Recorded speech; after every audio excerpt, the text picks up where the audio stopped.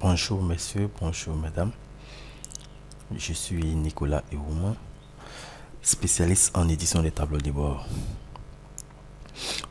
consultant juste transformé. Aujourd'hui, nous allons apprendre à réaliser un indicateur thermomètre. C'est quoi un indicateur thermomètre? Hop, je viens là. Lui, par exemple, lui c'est un indicateur thermomètre.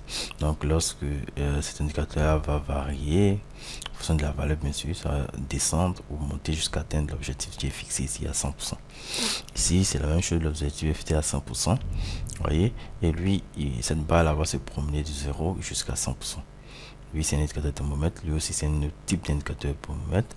Un troisième type d'indicateur thermomètre, ici le fond est noir, et à peu près un peu comme l'autre, lui aussi va se promener ici dans cette barre de 0 jusqu'à 100.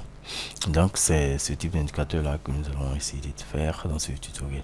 D'abord c'est lui, c'est celui-là que nous allons essayer de faire dans ce premier tutoriel. Lui cet indicateur. Ok, donc je reviens ici sur ma feuille. Comment créer un indicateur thermomètre? Ok, donc pour cela, j'ai besoin de mon indicateur de performance. Ensuite, j'ai besoin de mon objectif valeur, de mon objectif.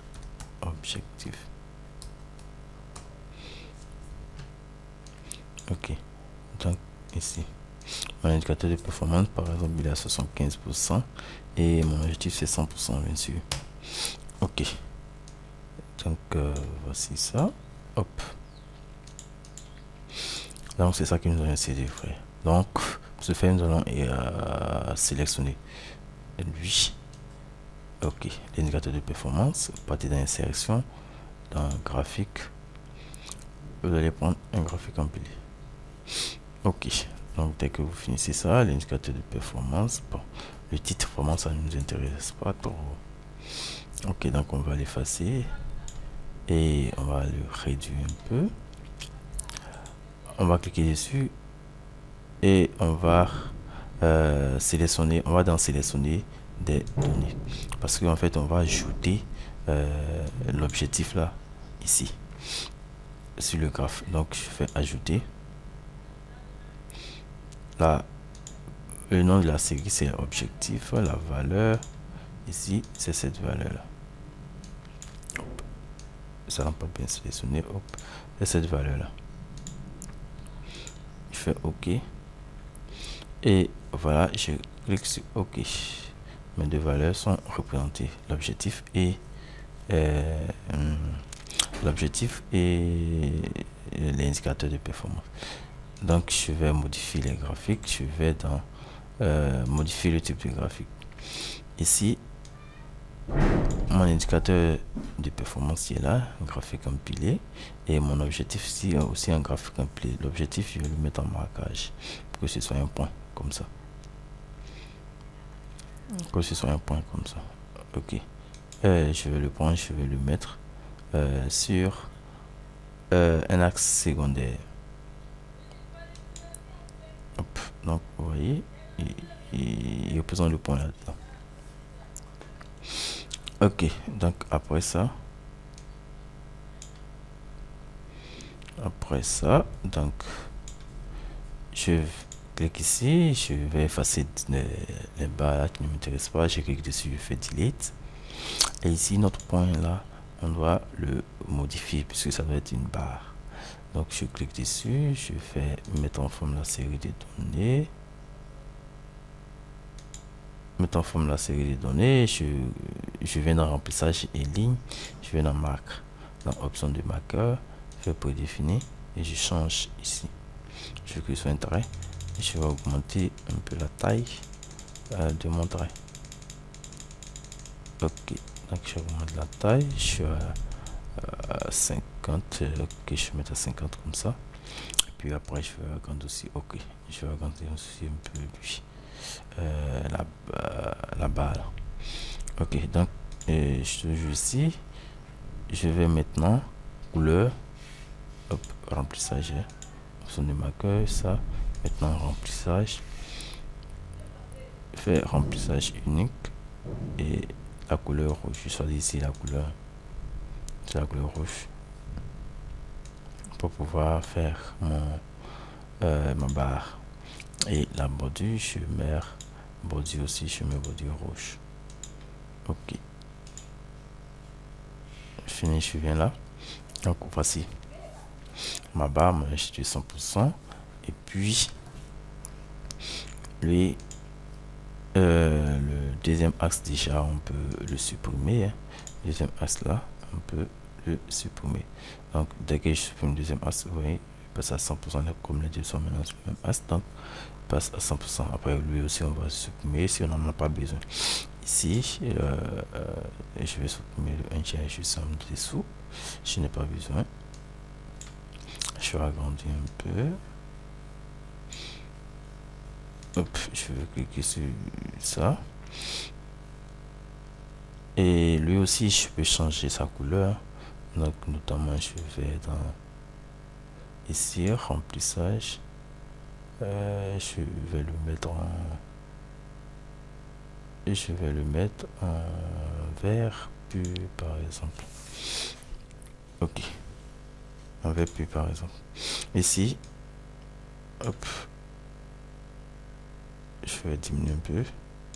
Hop. Ok. Diminuer aussi un peu ça.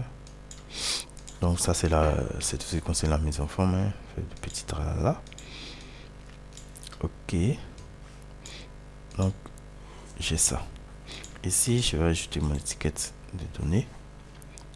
Ici je vais ajouter mon étiquette de données.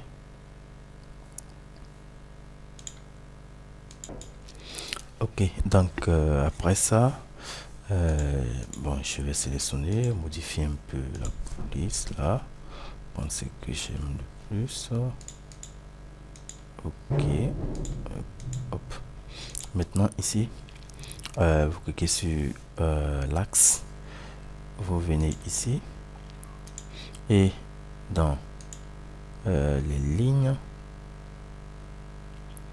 vous allez sélectionner un trait plein. Donc vous voyez automatiquement la ligne rouge s'affiche. Ok, donc après ça ici on va diminuer ici le maximum de l'axe. Je vais mettre à 100. Voilà, donc mon indicateur, mon objectif est parti à 100. Voilà ici. Donc ici, hop,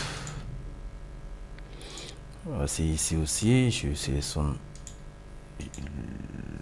mon graphe. Je peux notamment changer la couleur, le remplissage. Je peux le mettre, je peux me permettre de le mettre comme ça, en gris, en vert. Non, vert c'est pas bon. Ok, on va mettre en bleu comme ça mon graphe. Hop. Maintenant ici je vais mettre une étiquette de données sur mon graphe, qu'on puisse voir l'évolution. Ici je vais changer la couleur, je vais le mettre en blanc. Ok, blanc c'est bon. Ok, j'agrandis un peu. Ok, donc 75% puis 100%. Lui aussi, bon, si je veux, je peux mettre son étiquette aussi, j'ai là à 100%.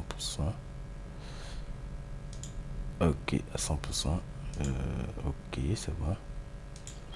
Lui, son étiquette à 100%.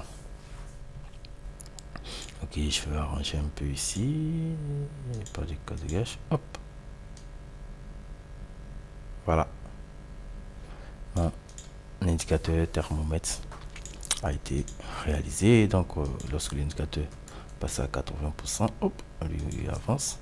Quand on sera à 100%, quand on sera à 100%, hop, il atteint l'objectif. Ici on a 100%. Juste quand on sera à 10% par exemple, hop, mon indicateur en bas. Ok, donc voici le premier type d'indicateur thermomètre que nous avions réalisé ici. Donc vous avez appris dans ce tutoriel à réaliser un indicateur thermomètre de ce type là, où la barre évolue de 0 jusqu'à 100 dans cette transversale. Comme je le disais, il y a d'autres types que nous allons notamment réaliser dans d'autres tutoriels. Merci beaucoup à vous d'avoir suivi ce tutoriel. N'hésitez pas à vous abonner à notre chaîne YouTube pour voir plus de tutoriels et de ne rater aucune astuce Excel. Merci à vous. Ciao, ciao.